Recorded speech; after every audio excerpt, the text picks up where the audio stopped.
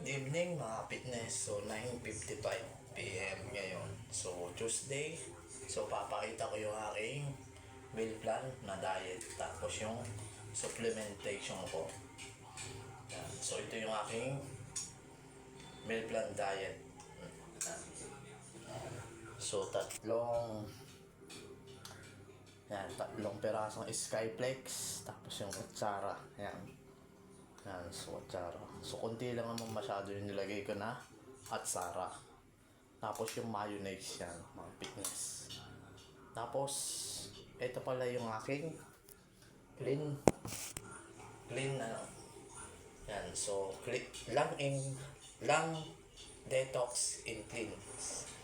So 15 plus 1 lang health formula. Yan, so pang support sa lungs natin, yung mga fitness.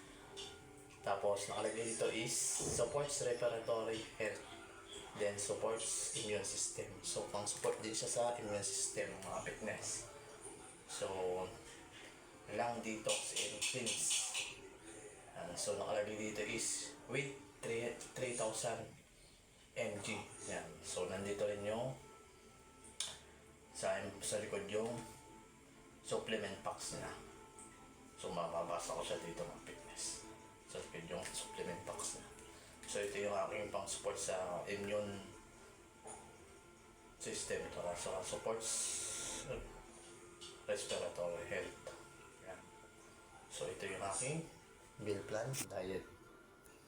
Yan. So bali 11 days na akong nagda-diet. So 11 days kahapon. So ngayon pang 12 na. So hindi ako masyado nagkakanin. So wala akong rice. So no carbs. Kaya yung body fat ko is nasa 18%. So 18% na lang yung body fat ko. So ang plan ko ngayong December, mag-cutting piece ako, mag-shredded. So magkaroon ng 6 pack abs. So gumanda yung shape ko ulit, mga fitness. Yan, so ito mga fitness yung aking gatas naman. So ito naman yung iniinom ko, mga fitness gatas. Dati oatmeal yung nilagay ko dito. So nilalagay ko dito yung oatmeal. Tapos yung aking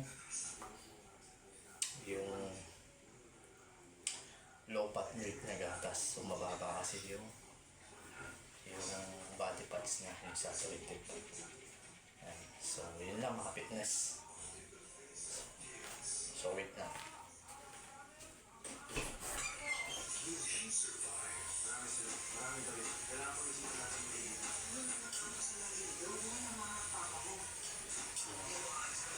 So kakain na tayo.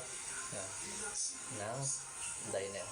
Ito yung aking diet meal sa gabi. So walang kanin yan. So tatlong Skyflex. Tapos yung atsara. Yun lang mga fitness. So yung total calories nito hindi ko na nakita. Hindi ko nakita sa nutrition packs. So yun lang, kain na tayo. Stay fit.